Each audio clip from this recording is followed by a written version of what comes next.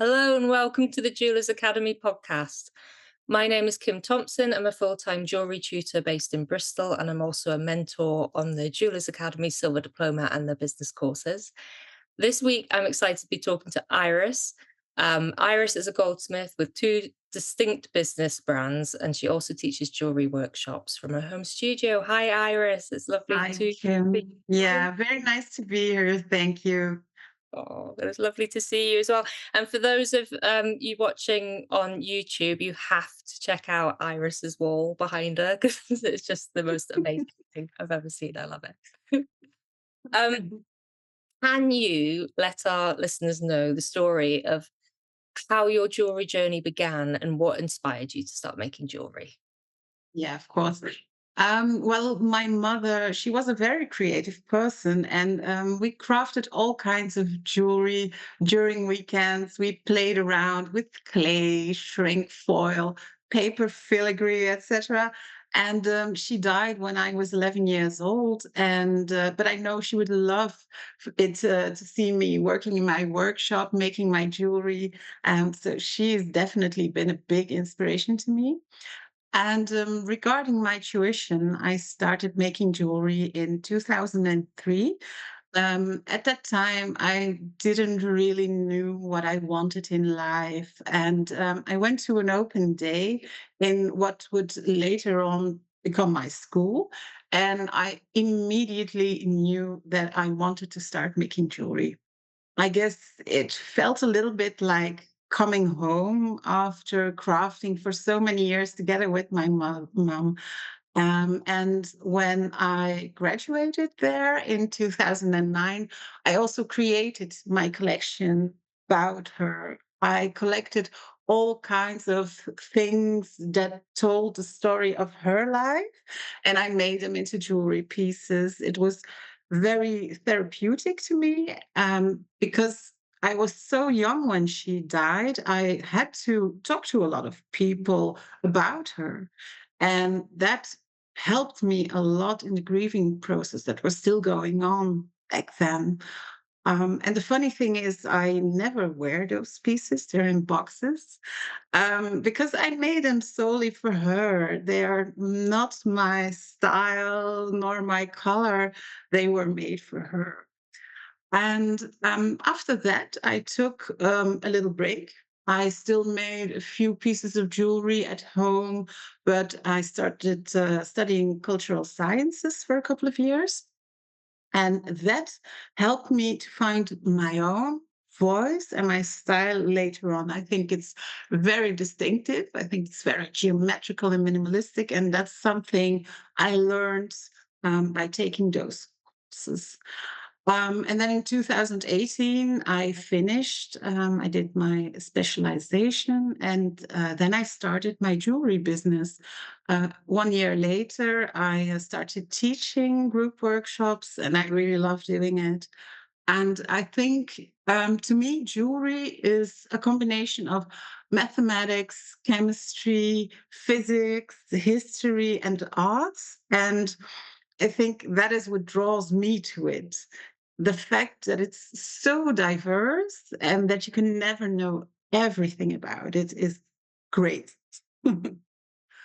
That's what I'm always saying to people, but a lot of people, especially when they're new to it, they just don't understand that. Because I think with so many things in our life, and especially, some other crafts, it's if you do X, Y happens. It's more controllable and and there's less that you have to learn and what the outcome is going to be, as long as you take your time and you do it the way it's meant to be doing. But with the jewelry metalsmithing, it's what I always say to people, all you do is change one tiny little variable, and that can be enough for you to have to change completely how you go about working on that project. And Mm. I can't think of, I mean, I imagine pottery would be similar, but with most stuff, I can't think of another thing where there's so much variation. Yeah, it's true. And I think that's the link with chemistry as well, because in pottery, you also have the glazing. things. And it's the same with patination in and the alloys in different metals, I think. And that part really intrigues me. Things like fusion, like yeah, the patination. I did a lot of it, and it's true. If you add a little bit of salt as a catalyst to the process, it can change your color completely. And so that's the thing that I like, being able to experiment with it. Um, Actually, when I was studying, I did an experiment together with a friend of mine who was studying there as well, and we sought out a couple of recipes for Niello. I don't know if you know it. It's a mixture of silver, lead, sulfur, and oh, I forgot the last one. And we looked up some recipes. We found one from Plinius, so Roman recipe, then one from Cellini that was from the Renaissance, and they all gave a black color, but one of it was a little bit with a more blue hue to it. The other one was a little bit more purple in color. And so that's what I really loved about it. And you could find it anywhere. There are no places that sell it in Belgium, at least. There aren't. So that's what. Yeah, that was so fun being able to, yeah, look up those recipes and remake them, and putting a part of history, making sure that it lives on and it lives further in your pieces. So yeah, I loved it. Uh, That's similar to granulation as well, True, because a lot of true. the process for that has been lost to history. Yeah, I experimented with that as Yeah. well, Yeah. actually.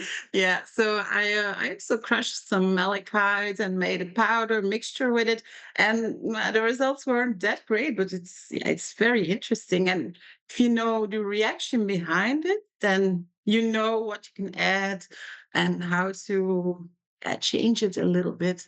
But yeah, I loved it, the granulation as well. Yeah. It's also why it's so important to always ask why, or try and go away and research and figure out why, because if you understand the whys, that's when you can make things a little bit more controllable. True. With the Kambu as well, I realized that if you made sure that the oxidization was less, then you had a better results. So I use the charcoal block for it instead of a normal one.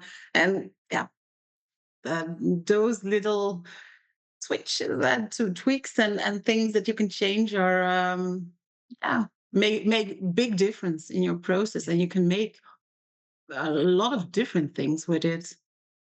Yeah, but they're never ending either, because quite often with the silver diploma, which we'll talk about in a little minute, it's not uncommon for people to ask, but why didn't you tell us that in the video? So, for example, we'll have, the group meetings, or there'll be the one-to-one mentoring, and we'll discuss a few problem solving things. And people are like, well, why didn't you just tell us this first time round? And it's because it's so vast. It'd never be possible to give information that provided an answer to every little variable or every little thing that could happen, because you'd spend years and years and years watching the videos and no one would take in the information because it'd be too much and it would be too overwhelming. But if you can have that sort of intrigued brain, I think that is what makes a good maker, because you will go away and you'll start to learn and remember those little things for yourself, or work backwards and figure them out. Yeah, true. It's a lot of trial and error, and but I think you need it in order to improve. Yeah, Yeah. 100%. Um, so, because you did the silver diploma, but when you joined the silver diploma, you were already an established maker. You had around 20 years of previous experience. So, what motivated you to join the silver diploma, and what did you hope to achieve from the course? Yeah, I think for a few of my fellow students, it was a bit strange to see me there. But where I went to school, the emphasis was on arts and crafts and less on technique. And I did do a ton of reading when I was there, school, but I felt like I really missed some essential skills, especially stone setting. We saw only one type of setting, the chaton setting, and that was about it. And because even if you don't decide to eventually set the stones yourself, if you know how it's done, the possibilities to what you can design increase immensely. And I did doubt a little bit whether the silver diploma wouldn't be a little bit too easy. And some of the tasks were indeed. I think, yeah, you realize that as well. But I got many other things out of it. Firstly, I think that it lays the right foundation for further schooling. I'm currently doing the Fine Diploma, and it built further on the skills learned in the Silver Diploma. And I knew that when I saw the curriculum, I knew that would be the case. So that was one of the reasons. And secondly, I always seek new ways to improve my own teaching skills. And by seeing other people explain certain techniques, I've grown a lot as a teacher. And lastly, it gave me more confidence and it forced me to be creative in different ways. And I think my final piece is a great example of that because it includes a very beautiful citrine stone that I would have never used a couple of years before. But I did the setting in an unconventional way by riveting it instead of really setting it with claws or in a bezel. And so, yeah, I think I got a lot out of it, even if it seems a bit strange that I would start a beginner course, because it's kind of is. It's for people who are getting into it. But I think, correct me if I'm wrong, I think at the time you said that you also hadn't previously been able to have a go with things like the wax and the metal clay and the kiambu and the more Some alternative. of the things. So the wax, I did a little bit of online courses that were really amazing, and that got me going. So the wax work was really, yeah, that was really nice. And during the silver diploma, I got to do a little bit more of it. But the silver clay, yeah, I didn't do it, but that wasn't my cup of tea. I think I think that was something. It's great for people who do ceramics because they have that thing with the clay. I don't like it. It's not in at all. It's not easy to make geometric, minimalistic things out of it. So it's not for me. I think I did something funny with it, but I didn't take it very seriously, to be honest. I'm Um, I'm the same, like you said, because I'm terrible at anything to do with clay. And as much as I know how to do the metal clay and I teach lots of other people to use it, in terms of me using it, I don't have very much patience and it's not, yeah. it's a bit too fiddly. But Kumbo, I already had a lot of experience with it. So in my graduation project, I did mainly Kumbo on my pieces. So that was not really new to me. And what was the other technique that you mentioned?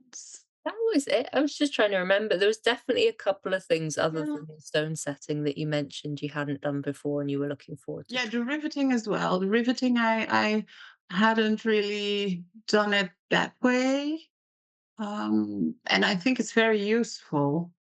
Yeah, yeah. That's why I wanted to see if I could set a stone by riveting it in place. Yeah.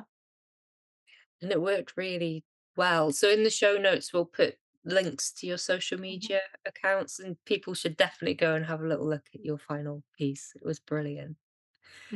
Right. So reflecting on your journey throughout the Silver Diploma, what was the most significant lesson you learned, and how has your work evolved since completing the Silver Diploma? Yeah, the most important thing is you learn to be disciplined and make your pieces every week. If you don't do that, you get behind, stressed. It's not worth it. But I every week. I'm still looking forward to it. It's Monday morning, even sometimes on Sunday, it's already up. And then I go and watch a couple of the videos because I'm so curious. But yeah, one of the most important lessons what was that I knew more than I thought. It was a big confidence boost for me. I was always, yeah, told that I didn't know that much about silversmithing or about goldsmithing, but I knew more than I thought, and yeah, that's nice. And in terms of my work, it evolved a lot as well. I use much more stones now, both in waxwork and in metalwork. Especially to create engagement rings, it's a really useful skill to have. You need to be able to do it. But yeah, the big downside is that yeah, now I buy way too many stones, so I have a stone stash now. That's the thing, anyone who gets into gemstones, I think we all end up hoarding them.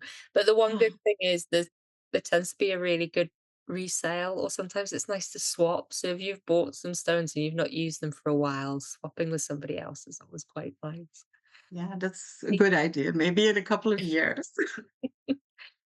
Coming back to what you just said and people telling you that you don't quite know enough, but you started teaching quite soon after graduating. Do you remember when you were thinking about starting classes?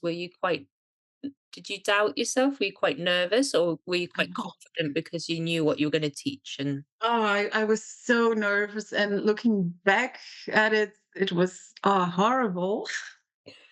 Luckily, it was for a lot of my family and a couple of friends, but also some people that I didn't knew at all. And it was stressful. It took way too long. I think it took about 4.5 hours to make 3 rings. And yeah, now I can do it in 1 hour less, sometimes even. Yeah, and there's more structure now. I also think it's important as a teacher to be critical every time, to ask for feedback, especially what people didn't like. What they do like, I don't care. But what they don't like, I can improve. I hope so.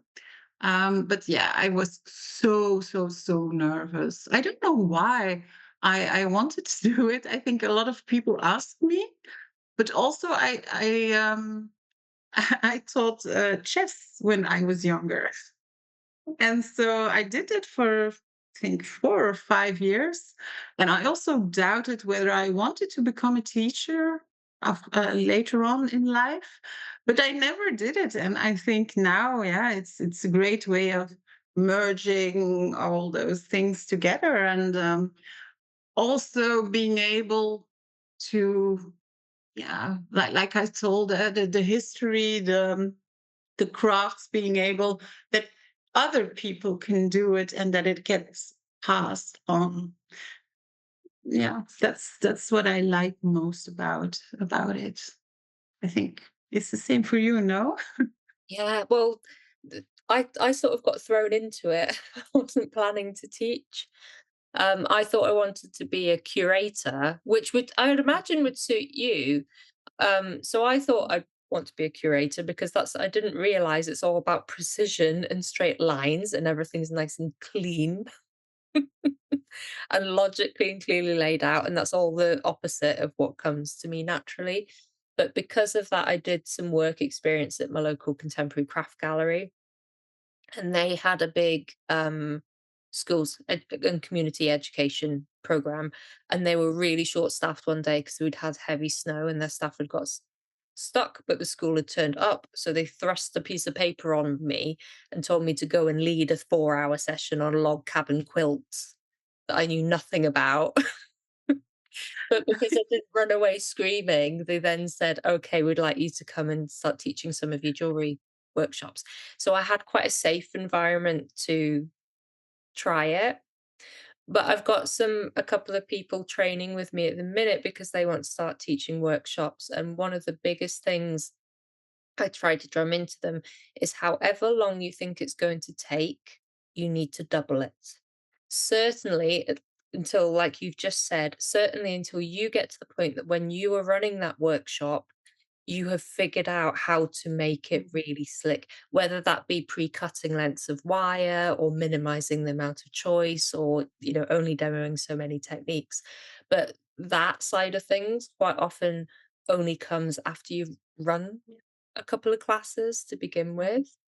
So, yeah, I think it's so important, especially, like I say, with friends and family.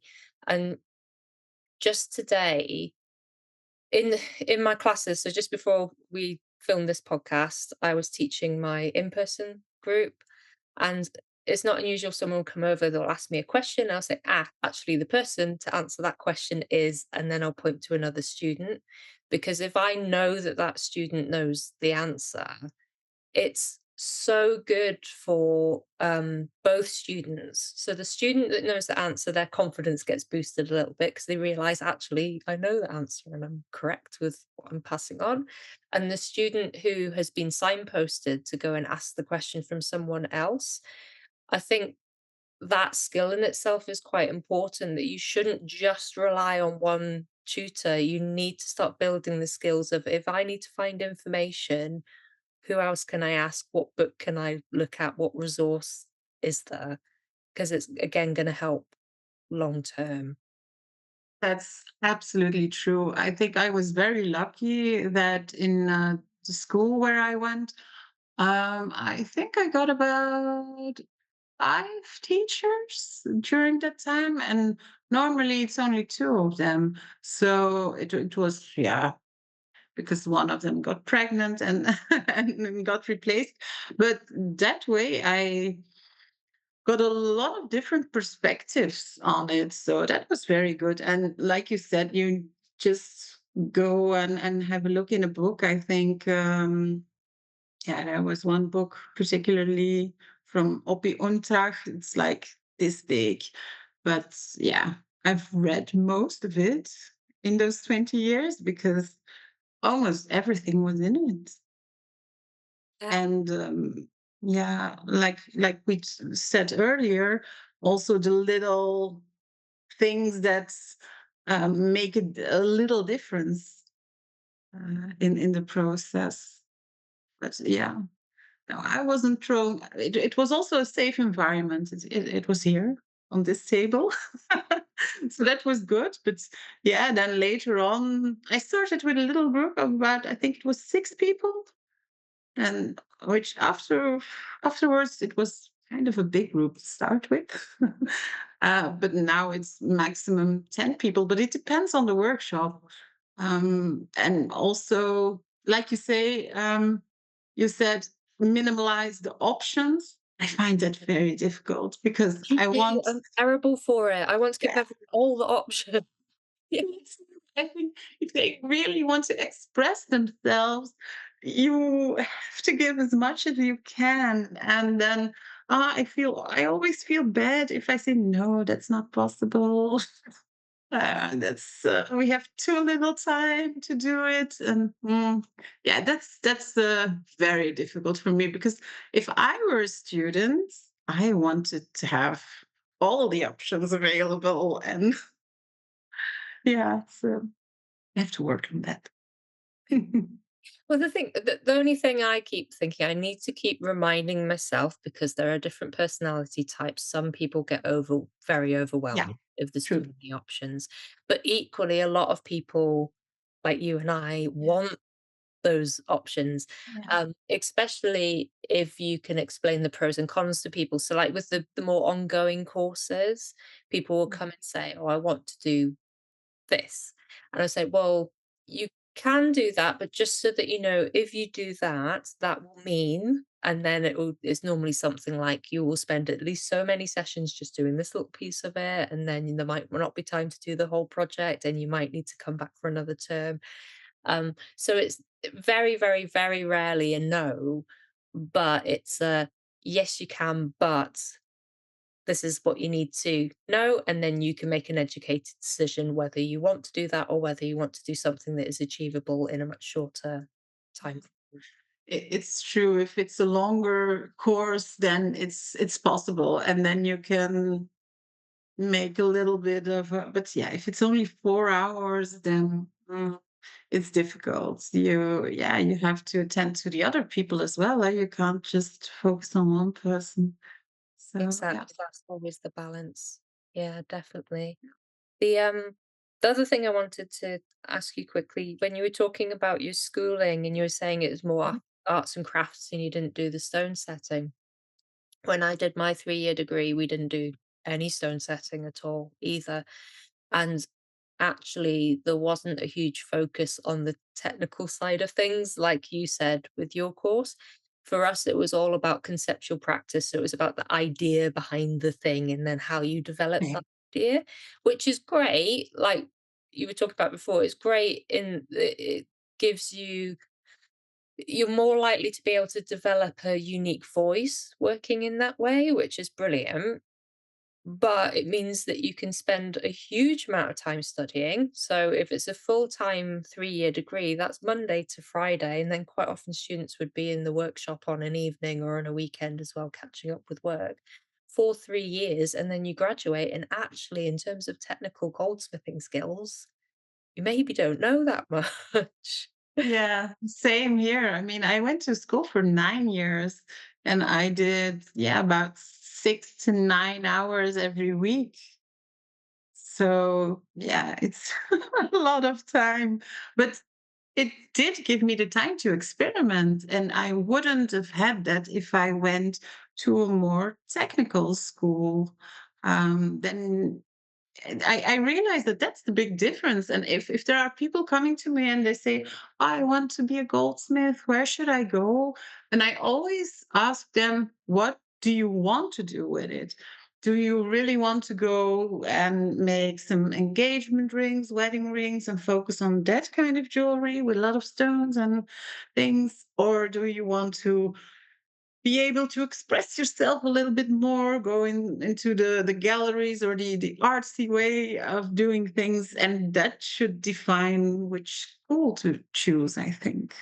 100. I really was seriously thinking about starting again after I was graduated in a technical school because I thought, I know nothing, but it was not possible. So that's one of the main reasons why I started looking at the diploma courses because, um, yeah, that was a possibility for me. Also because you can spread it a little bit more if you want to do it on a Monday or on a Friday.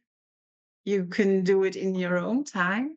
But yeah, that's the main reason. And what I really like this year in the Fine Diploma is that the group that I'm in is incredible. Those people, they look up things, we share everything with each other, and I have learned so much in the, what is it, 1 month that it's been going on. I've learned so much from them.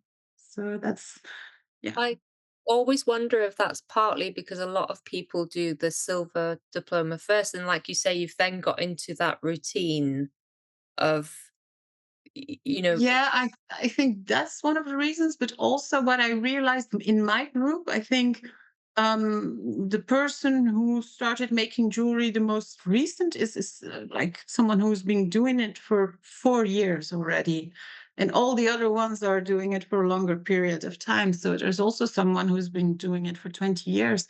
So that's yeah, that's a good thing that they already have a bit of experience. And because someone is from the United States, someone else is from the UK, someone else is from Europe. We have different ways of teaching in every part of the world. I think in Asia it would be completely different as well. And it brings another perspective onto things. That's one of the things I disliked a little bit in my schooling, that it was fixed on the European way how to do something without looking at maybe there's an easier way and a shortcut that's being used there and that you could also do that doesn't really affect the end results. So yeah, that's what I really enjoy now. That's It's a diverse group of people with a lot of different eye sets. Oh, I love that. And like say, I always think that's so important. Like if for especially when you're teaching, like you are, so that you can pick up little alternative ways of doing it. So if you see that somebody is struggling with the way that you would normally teach it, you're equipped to give those little tweaks of why don't you try this or just tweak it differently. And I do think as well, it's always worth us all reminding ourselves that just because something seems like really accomplished on the outset doesn't mean that the person who did that thing feels that Mhm. way. So, for example, one of the things that Scott at Vanilla Ink has discussed quite a bit in the past, he is a master stone setter. He went through the apprenticeship system. He feels imposter syndrome when it comes to people with degrees because he doesn't have a bit of Yeah, paper or a certificate yeah. that says, he's accomplished and he's learning. People who do degrees quite often feel imposter syndrome towards people who do the apprenticeship system because like we just discussed, quite Mhm. often you graduate and you've done a lot of conceptual work and a lot of experimentation, but your technical skills might not quite be where you want them to be. People who do short courses or are self-taught or learn online, they feel imposter syndrome because they didn't do a proper Mhm. course and therefore they can't Mhm. be a jeweler. And for example, we've got a very high-end, independent jewellers and gallery in Bristol, and a lot of the staff there, other jewellers in Bristol are quite intimidated by them because they're the ones that are making all the really high-end, really expensive, really lovely stuff. They feel intimidated by the other jewellers because they were just trained to make the things they're making for the shop. They don't necessarily have the knowledge and the skills to diversify from that. So we're all in the same sort of situation. And like you were saying before, absolutely no one ever ends up knowing it all because it's so Mhm. diverse. Yeah. But I also think what helped me a lot is making my commercial line, Nua Nua Jewelry, because it is repetitive and I have to make the same item over and over again. You really You think of ways, maybe I should put my stamp here first before I do this step, and maybe I should drill a little bit of a hole here because it's easier in the long. And in the end, a piece that took me about 15 minutes to make in the beginning now takes me 5 minutes to make. So that's something you learn as well. You improve, you tweak things, and you're getting faster, more precise. Especially that's one of the, if I look at the first pieces, I think, oh, it's terrible. It's only 3 years ago, but I think, oh, I would never make something like that or sell something like that again. And yeah, you improve continuously, even by doing the tedious things that you maybe don't like as much as yeah, the more experimental stuff. Tedious things in particular, that's quite often what spurs us on to figure out ways to make them a little bit Mhm. quicker and slicker. Yeah. So they're not quite as Mhm. tedious. We're going to talk about your website in a minute. But do you want to just quickly tell people about you decided to separate your business into two. Yeah.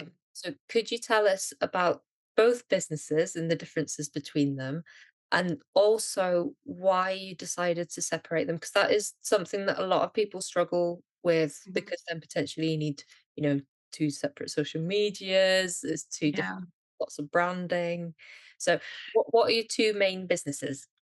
So the one is Iris Steenwinckel. It's my own name, and then Noa Noa Jewelry. And with the Iris Steenwinckel brand, I make bespoke pieces, smaller, limited collections, and I also teach the workshops under that umbrella, so to speak. And then in the Noa Noa Jewelry, it's a commercial line. that is mainly sterling silver and gilded pieces, whether in the Iris Steenwinckel brand, that's more 18 karat or 14 karat gold pieces. So there's a difference. And that was the main reason of separating the both of them. Um, the price point was a bit confusing to customers. Why is one piece that more expensive than the other one? But also, it's a little bit more, Noir is a little bit more feminine, a little bit more inspired by nature, fluid, and it's just two parts of me. And it was difficult to put it into one cohesive collection. And so that's why they started separating, and I separated the both of the brands. But it's true, it's a lot of work if you want to keep the social media and the website up to date. And so that's why I'm now thinking of not joining them together again, but making one, the Noir, a sub brand of my other pieces, because yeah, it's so difficult to maintain. So that is why I hired someone to rebrand everything a little bit. And in the beginning of 2025, we're gonna, yeah, make it more of a cohesive website again and social media again. I think, especially with colors and fonts, we can do a lot.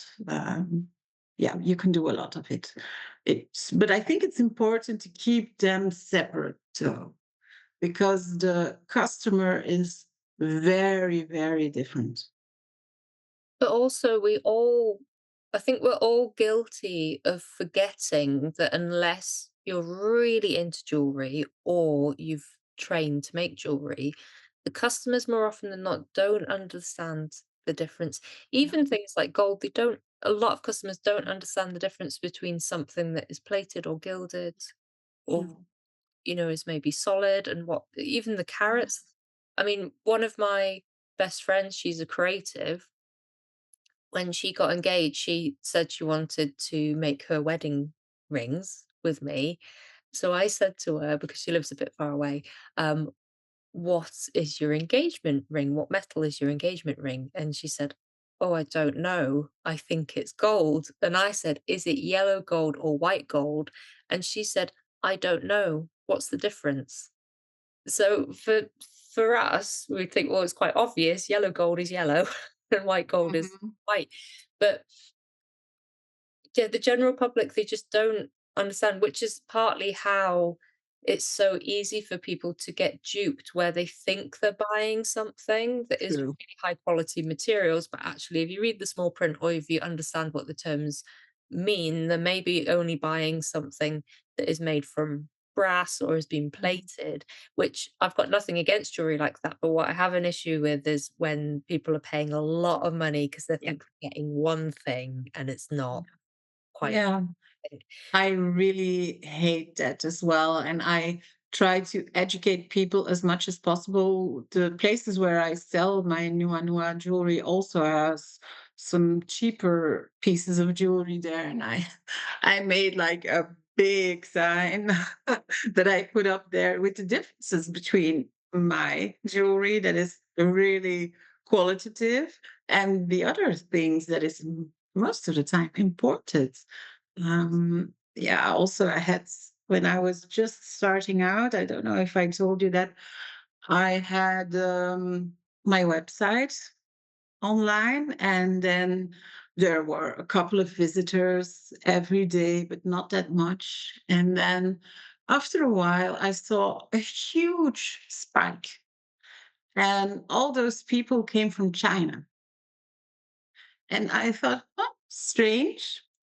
And after about 3 to 6 months, I understood why, because my pieces were being copied. Yeah. I had to sell copies of my own pieces in the shop where I was. And that was really infuriating because, yeah, you get nothing. You can do nothing about it. Which company was it? I don't know. Something on Alibaba or AliExpress, And you and see it it's all the time, don't you? Quite often in the jewelry forums, images get shared where somebody has realized, that picture looks too professional. It looks too yeah. much as if it was by an independent artistic maker. So they pop it in so that somebody can recognize who the work belongs to and they can let them know. But yeah, like you say, there's generally speaking, there's not really anything you can do about it because even if you No. just get one lot taken down and close, it's probably just gonna pop up again somewhere else. What they also did was they changed the metal. Yeah, mine were all silver. They changed it in, made it 1 millimeter smaller. The texture is a little bit different. And if you have five differences, it's an entirely different piece.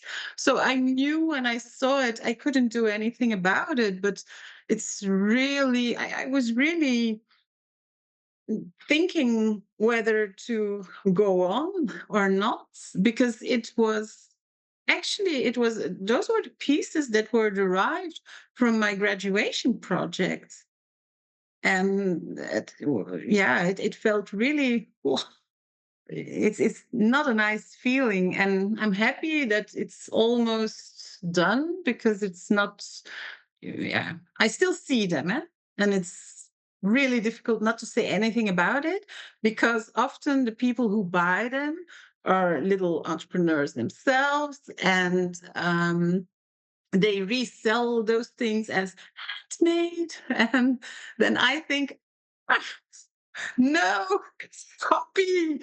And but yeah, you can't say anything about it other than to educate as many people as possible. I try to do it during my workshops when I'm selling jewelry and telling people what the things are, how they can see if something is real or not, what are the stamps that are in it. And yeah, if I manage to reach a couple of people, then I'm happy. No, exactly. That's the thing, 'cause it's in all our nature to complain when customers don't look after their jewelry properly and things get ruined, or copyright issues and people stealing designs, whether it's sort of cheap manufacturing or whether it's just other makers copying or getting a little bit too inspired by something that was quite unique and personal. Um, or all these things, or the understanding of what a hallmark is, and people thinking that it's the 925 stamp, and everyone gets annoyed by it, but it is our responsibility. It's all of us. We need to educate our customers because it's not going to happen any other way. So yeah, it's so, so important. And once somebody is a bit more educated, they would normally then, the alarm bells will be ringing and they'll normally know if they're buying something like that from certain suppliers, the chances are it's not going to be very good quality. It could even be highly toxic and something that's Yeah, not okay within yeah, EU regulation and being safe to wear. And it's probably ripped off from an independent yeah. designer. Yeah, true. I actually one time in previous shop where I was, there was a customer coming to me with three pairs of earrings, and she said, "Why are they all priced differently?" And so they were bought from China, I imagine, the same parts, and they inserted the hooks. So it was three different hooks, but the same motif, and they were all different prices. And I said, "Yeah, that's how you can see that it's not handmade." Because it's, yeah, it's three times the same thing. Yeah, yeah, Coming back to your website, yeah. so the reason I wanted to talk to you about this was because when you were updating your website last time, I was in the middle of updating mine. So it was just sort of solidarity of True. websites. Um, so how important do you believe a modern online presence is for a jeweler? And have you noticed any changes in the number of commissions or students reaching out to you since you updated?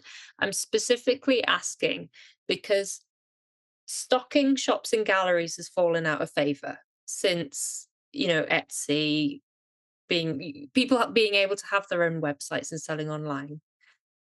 Mhm. But people don't always realize the amount of effort and ongoing effort it takes to get a really professional looking online presence. And if you don't, I think if you don't have a very professional online presence, it's normally going to affect your sales. Yeah. How have you found? Yeah, it's true. And I think it's never been cheaper to advertise your business as it is now. I think Google, social media are such easy and mostly free ways to reach a bigger audience. And yeah, if you would still have to go out and hand flyers to everyone or put ads in newspapers, it's yeah, it's much more time and money consuming than being present online. A website, I think it is your window display. It's like a shop, a window display that draws people into your online shop. And what you say, if it is professionally looking, it increases the trust immensely. I think that's the most important thing. And I really noticed an increase of the amounts of questions I received for bespoke pieces, especially. And the workshops are also easier to find for my students. So the bookings are going faster. So that's one of the things I realized as well. Plus, it's also very important to keep updating it regularly, SEO wise, because if you do it, yeah, on almost a weekly basis, then Google will rank you higher. So that's why I'm planning to update it again in a couple of months. But yeah, for me, it's very, very important to do so. Yeah. I'm I don't know how you do your bookings for your workshops, but I have a booking system now on my website because prior Mhm. to that, I was spending so much admin time with True. this back and forth. People would email the workshop, how do we book? And you end up with this True. back and forth, and then either they will or they won't book. But it's all time. Yeah. Whereas since having the booking system on there and people can just book online themselves, I get very few emails because True.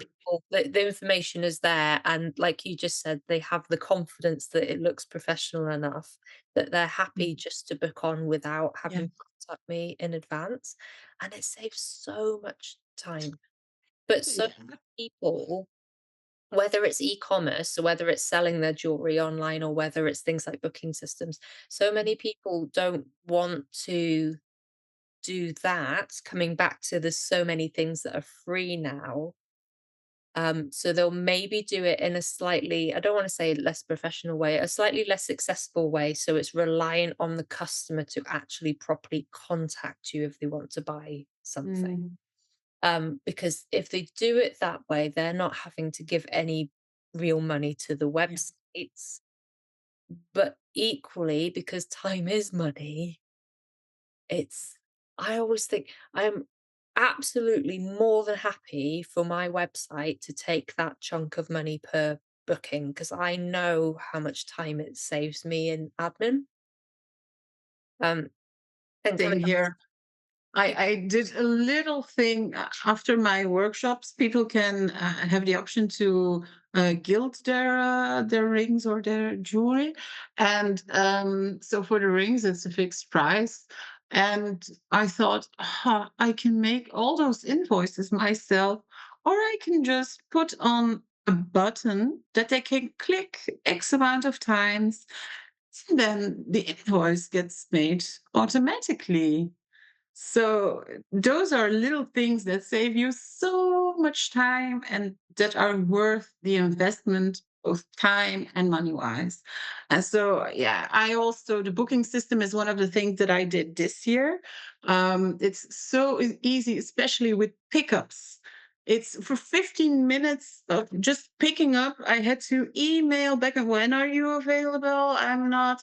It took me more than those 15 minutes of the pickup time. So pickups, those things like the automatic invoices, but also for if people want to ask a bigger question about bespoke pieces, you can also book it. It's much easier. I do it now, yeah, all the time like this, and it saves so much time. It's worth every penny.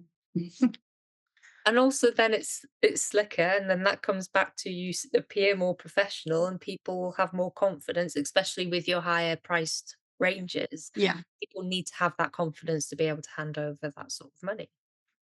absolutely. Yeah, But I think coming back to, I think just people are so used to everything is free. And but like you said, prior to websites being so accessible, you would have to pay for an advert, or you would have to pay to get flyers printed. And that the sort of money that you invest in, you're used to invest in that sort of stuff, is the budget money that could then be put towards automating something, or making yeah, something a bit slicker online, or paying somebody to come and take really good photos. yeah. Think True. people quite Yeah. often complain that their jewelry's not selling, and they presume there's either something wrong with the jewelry or it's priced too high. And in my experience, it's always either you're bringing it to the wrong venue, or your photography isn't quite as professional to warrant the price that you're putting on Yeah. the piece.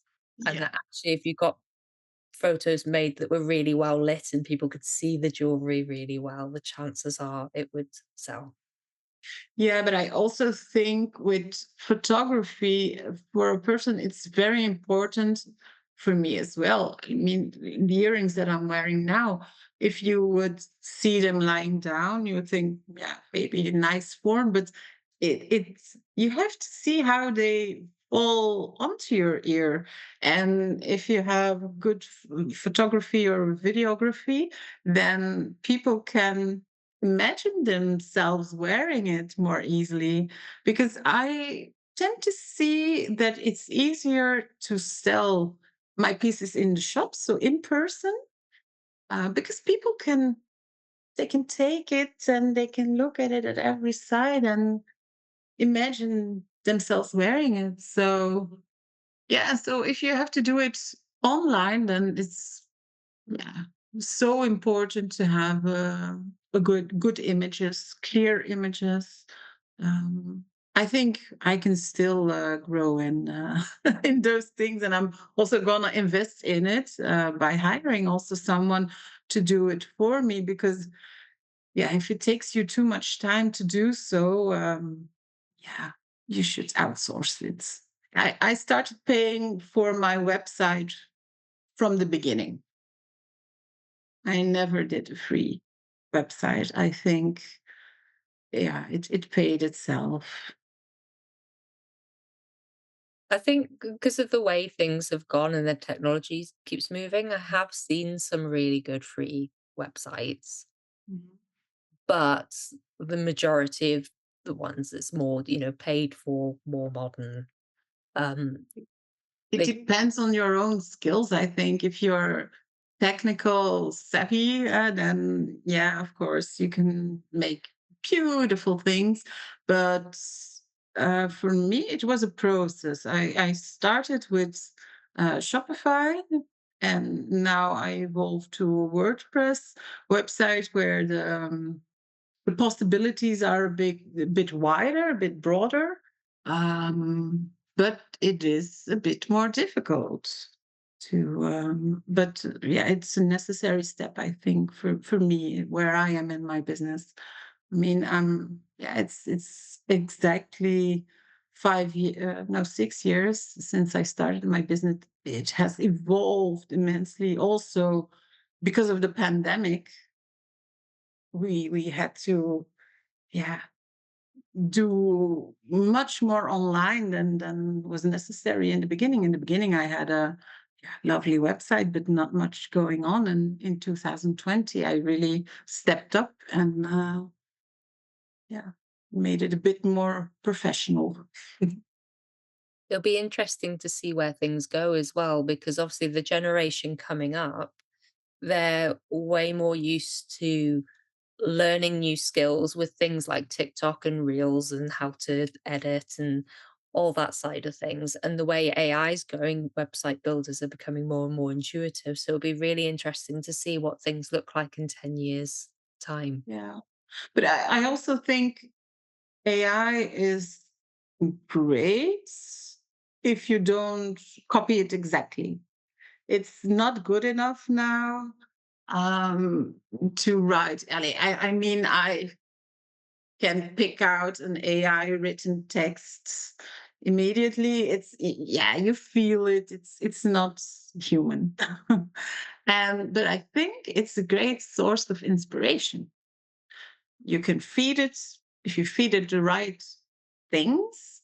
It can inspire you and say, oh yeah, I can use that word to describe myself or my jewelry. Yeah, I could make it a little bit more, I just would say a little bit more fluffy. With a little bit more words. I'm very no nonsense, and so for me it's difficult to write a whole elaborate sentences about my work.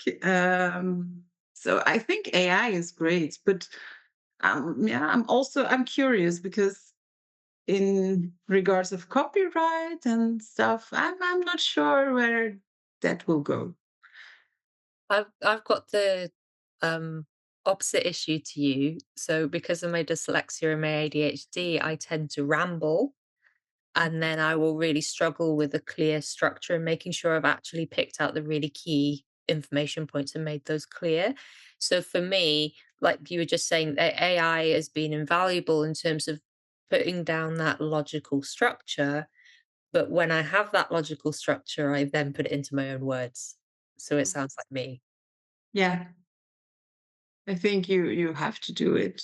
Um, but yeah, it's for me it's really inspiring, especially also for the social media posts. I think that's one of the main things I use it for. Sometimes the website text is the descriptions, but yeah, the other things not so much. I think it's just too chirpy. Yeah. You know, when you write a social media post and it's always like, "Oh, this is the most amazing thing, and it's beautiful and it's wonderful," and it's yeah, no, it's all right. True. Talking about social media, so what is your current, approach to maintaining your social media? So you've still got the 2 separate accounts, minimum, Mhm. and also with your teaching, so is with your social media, is your teaching still under the umbrella of um, your main Yeah. jewelry business? And do you think it's crucial to showcase um, a bit of you and your personality through your social media with your audience? Yeah, absolutely. But it is a continuous struggle for me.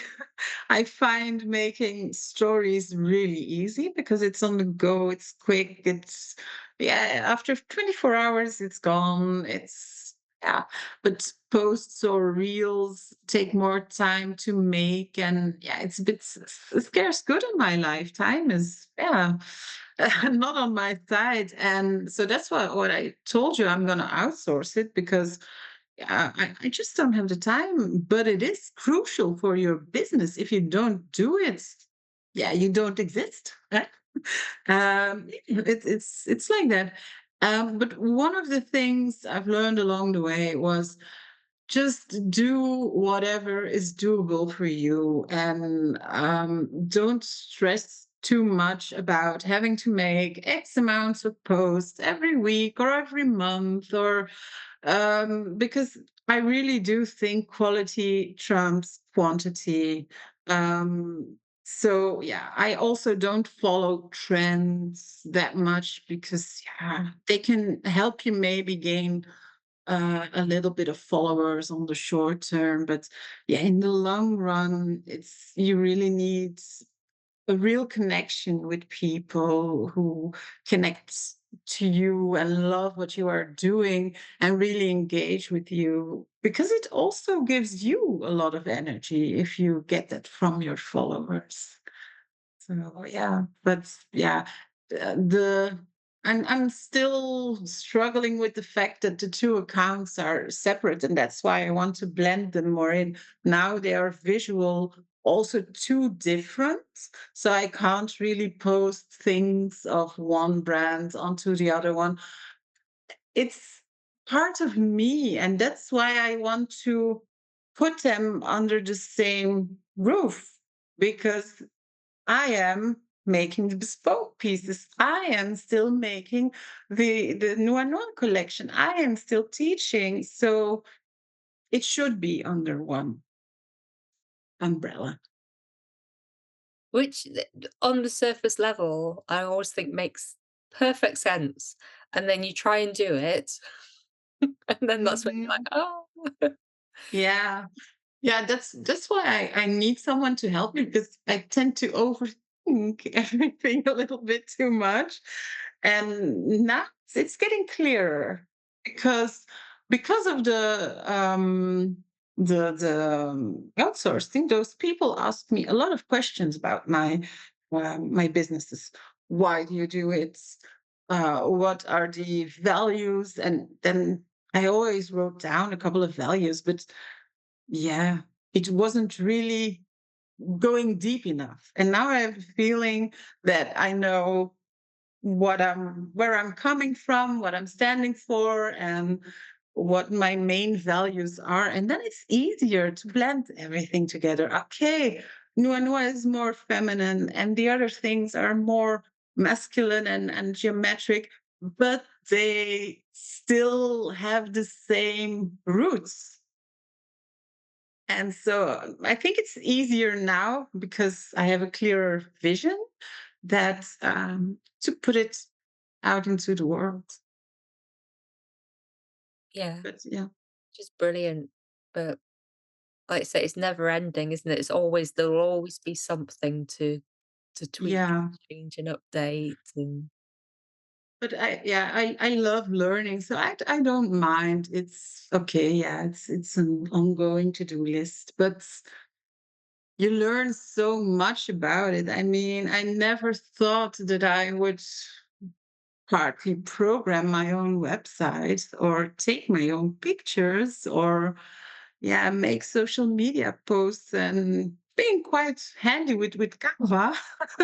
But it helps me. I have another job as well, and it helps me there because I can quickly do their social media and make some posts, click, click, click. And so it teaches you so much more. Same with the jewelry making. Yeah, that's but people should be aware that when you start your business, it's not just the making. such a small part of it, Yeah. unfortunately, Yeah. isn't it? And all the other things are coming on top of it. And you have to be, yeah, prepared to do them as well. But yeah, I don't mind. I think those things that I have a must do, they also give me the freedom to do things I love to do. Oh, fantastic. Yeah. That's brilliant. Thank you so much for coming on the podcast today. Welcome. It was absolutely lovely to chat to you. Can you let people know where they can find you online? We'll put it in the show notes, but if you just tell people where they can find you. Yeah. So on Instagram and Facebook, it's Iris Steenwinckel. Maybe easier to read it in the show notes, perhaps. And then the other brand is Nua Nua Jewelry, and they're Fabulous. also on Instagram and Facebook. Oh, and your website. And my website is the same. I make it easy. Brilliant. Thank you so much for joining us today. Bye. Welcome. Bye.